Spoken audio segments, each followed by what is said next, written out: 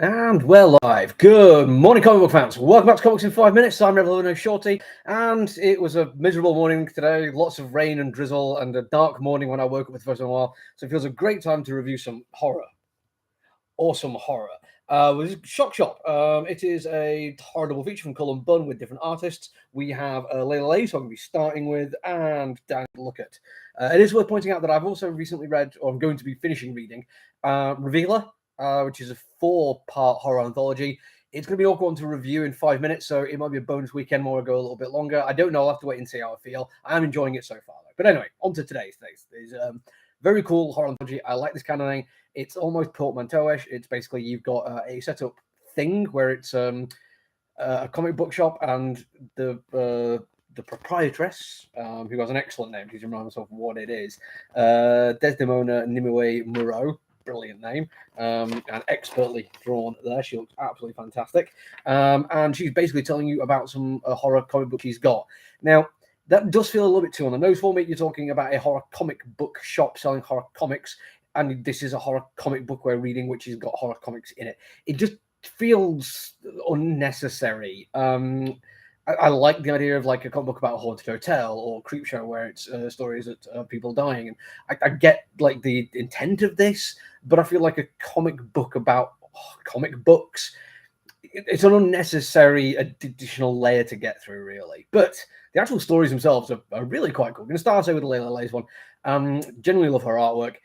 Recently finished reading the last book you'll ever read from Vault Comics, and her artwork is fantastic. It mixes a very nice line of eroticism and horror together really effectively by not throwing far too much detail at you, either in terms of the horror or the eroticism.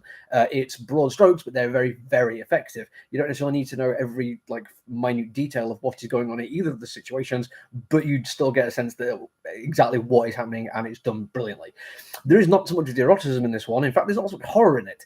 What it does do is tell a kind of day-in-the-life story really effectively. The characterizations are fantastic. The dialogue between the characters is okay, but it starts fairly pedestrian because it is a pedestrian story. It should be something quite normal. But then there is a weird pulsing undercurrent of fear.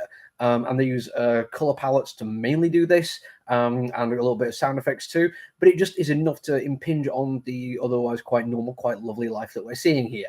And then you get to the end of the final page. A full-page panel is brilliant, and it really highlights Laser's horror. It involves almost eldritch horror, a kind of standard creature feature guy in a costume kind of horror, and also our own fear of death and mortality all in one image. It's really, really well done, and hopefully it's going to lead into a nice twist on what's going to happen in the rest of the comic book, because it isn't a self-contained story.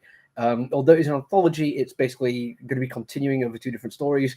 Again, I prefer the idea of like short and sharp kind of things. It's why like something like Hotel I really quite liked. It was just each story was a standalone thing within the oeuvre of the haunted hotel or motel. But I'm still enjoying it. And then we've got the other one to talk about, which is from Daniel Lookett, which has a very different feel to it. Different writing as well. This is far more intricate writing. This is more of a character study than anything else. And you've got several different characters within. You've got a couple who are clearly going through some problems.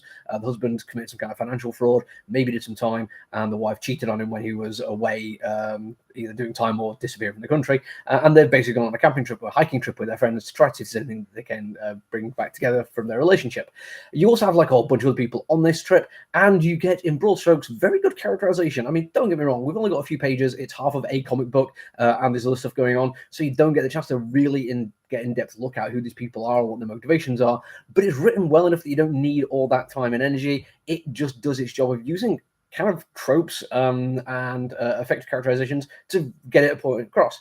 But what it really shines at is the lighting. Now, the artwork is good. It's a little bit more detailed, a little more clean. That's not necessarily things that I go for. I quite like a slightly dirty, looser art style. But what it does is the lighting and the darkness and the shadows and the glows and the shading, all of that is immaculate. Different lights have different effects. People moving basically have half the faces in shadow and out as they're having conversations and turning around. Everything is done so much better because of how the lighting is handled in this one. And I can't help but feel there's some like digital coloring going on this bit. It's not going to be 100% natural or organic, but it still works. It is really, really good looking. And when you get to the horror for this one, it drops a little bit early. You don't have to wait till the very last page and panel, but it is also a shock. It is a big jump to, we thought it was something else, and now look at all this horror. Look at all of the horror. It's everywhere, and it's gross, and it's wonderful. And it's that shock which made me realize, yeah, shock shop kind of works if you're going to drop it in at the end of the issue. But it still, again, makes me worry, wouldn't it be better if we had a self-contained story? I could just do it all in one go and have all the short, sharp shocks done, and then move on to a different story instead of kind of doing that and then trying to build up tension again. It's a very hard thing to do. Even horror movies kind of struggle at some point. I think in a comic book it might be a bit of a challenge, but I'm enjoying the artistry. I'm enjoying the writing enough that I'm going to give this one a go and carry on reading. I hope it's going to stand up. That's it from me today. I'll be back tomorrow. Until then, look after each other, everyone. Stay safe. Bye.